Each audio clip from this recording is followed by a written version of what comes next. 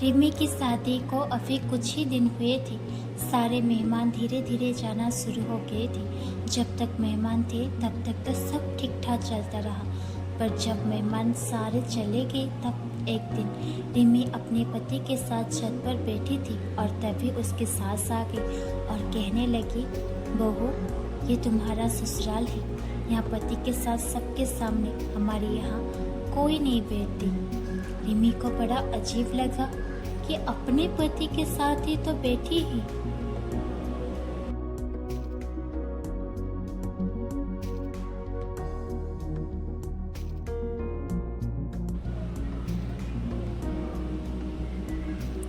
उसे लगा उसने कोई जुर्म कर दिया। अब तो रोज सास को टोकना शुरू हो गया।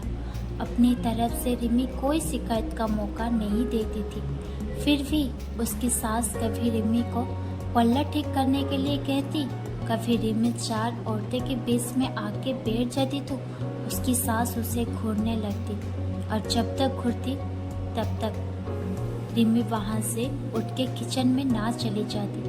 रिमी का कोई भी काम उसकी सास को पसंद नहीं आता। रिमी कितना भी अच्छा कर ले, लेकिन सास कोई ना कोई कमी निकाल ही लेता। हद तो तब हो गई जब सास रिमी के आने जाने पे भी टोकने लगी।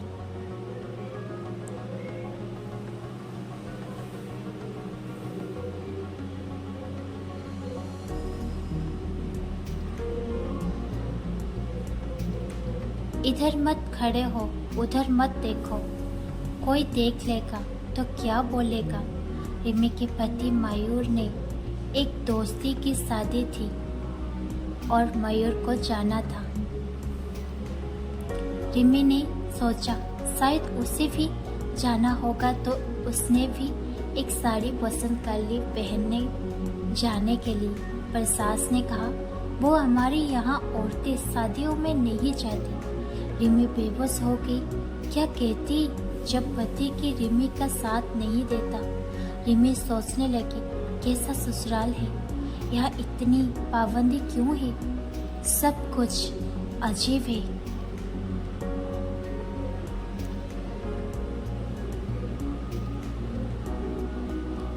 यहाँ अपने से बड़ा कोई भी दिख जाए तो सास सर के पल्ले को और आगे मुंह तक सरका देती है।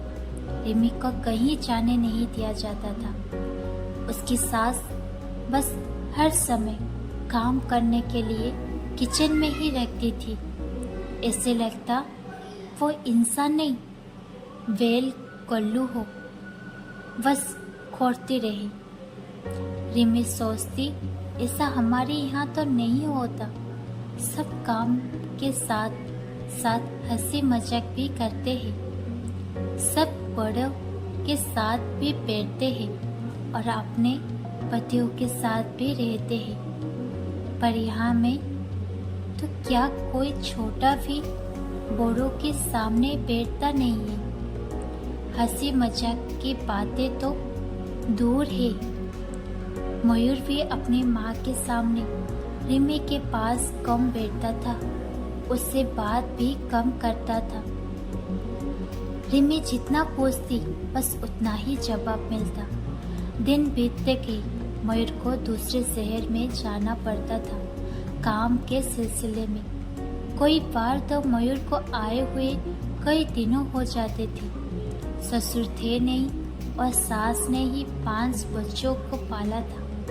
बाबूजी की जगह सास को काम मिल गया था, क्योंकि बाबूजी सारे बच्चे जब छोटे थे तभी चल बसे थे। दोनों नंदों की शादी हो चुकी थी।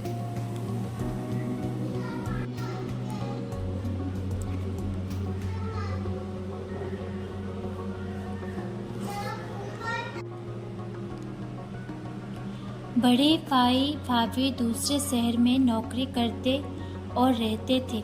छोटा देवर भी बाहर नौकरी करता था। मयूर बिचले बेटे थे जो साथ रहते थे।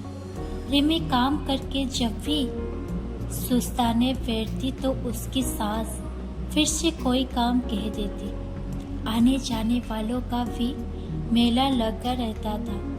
रिमी को सब बहुत अजीब लगता था। वो सोचती अगर शादी ऐसी होती तो वो कभी शादी ना करती। इस बार जब से मयूर शहर गए कोई महीने हो गए, बिल्कुल भी नहीं आते थे और फोन करने पर फोन भी नहीं उठाते थे।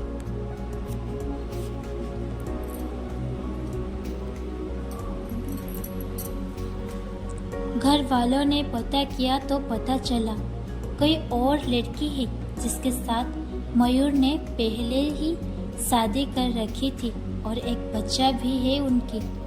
पर समाज के डर से कुछ नहीं बोला। पर सास को जब पता लगा तो रिमी को ही दोषी मानने लगी। कहने लगी, क्या करता मयूर बेचारा, तूने ज्यादा कुछ तो लाए नहीं। सोचा था शादी करके आएगी तो जिंदगी संवर जाएगी, पर मयूर को ही बाहर काम के लिए जाना पड़ता है। हो गया जो होना था, अब रोना कैसा कौन सा तुम्हें छोड़ रहा। रिमी को जब पता लगा कि उसे झटका लगा, अंदर टूट गई। रिमी के सारे सपने, जिंदगी बर्बाद हो गई थी।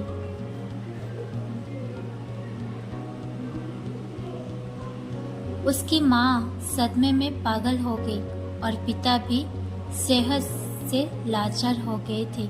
इसलिए रिमी को ससुराल में ही रहने के लिए बोला।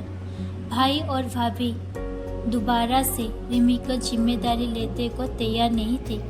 सब ने अपना अपना पल्ला झाड़ लिया। रिमी सोच रही थी, आज क्या मेरा मायके जाने का भी रोक लगा गई थी, इसलिए मेरा घर नहीं था क्या? क्योंकि रिमी के पास कोई चारा ना था। वो ससुराल की इसी कालकट्री में बंद हो गई थी। उसे कोई सहारा देने वाला नहीं था। आज शादी के कई साल हो गए। रिमी की जिंदगी खाली पन्नों में एक बंद किताब की तरह रह गई। लोगों की डर की वजह से नहीं जाती थी मायके।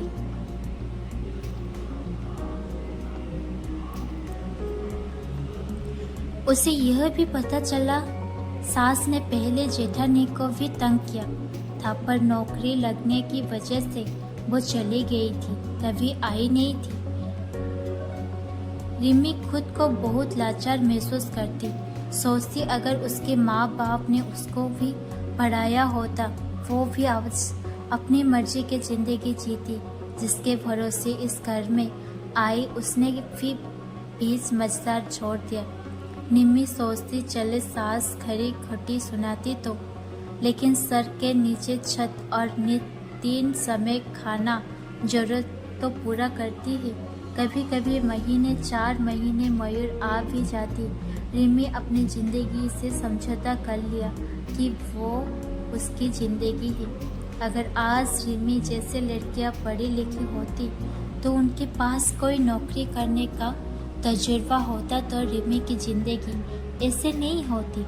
रिमी अपने पैरों पे खड़ी होती।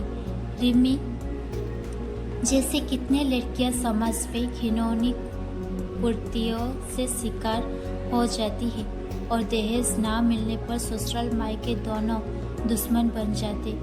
बाद में कोई मायके अपने ही बेटी को नहीं रखता जब तक कि बेटी अपने पैरों पर ना खड़ी हो, क्योंकि शादी होने के बाद बहुत काम माँ बाप होते जो बेटी की जिम्मेदारी उठाते। हर कोई यही कहता है, बेटी वही किस्मत थी तुम्हारी, समझौता करो। और बेटी मजबूर हो जाती है सब सहने पर किस तजुर्बे के अभाव में बेटी के लिए मुश्किल हो जाता है। कोई उसे अपनाता नहीं है। इसलिए साक्षरता का भी तभी महत्व है जब बेटिया को पढ़ाई लिखाई के साथ उनके खुद के पैरों में खड़ा होना भी सिखाए। और ऐसे वक्त में अपनी बेटी बहन का साथ दे, उनको अकेला ना छोड़ो।